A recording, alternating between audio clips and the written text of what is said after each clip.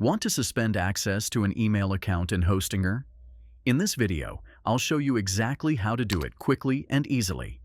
Don't forget to like this video, subscribe to my channel, and share it with others. First, open your browser and head over to hostinger.com. Once logged in, navigate to the Emails section from the left-hand menu panel. Select the domain or hosting plan associated with the email account you want to manage. You'll see a list of email accounts. Choose the specific email account you wish to suspend. Next to the email account, you'll notice a three-dot icon.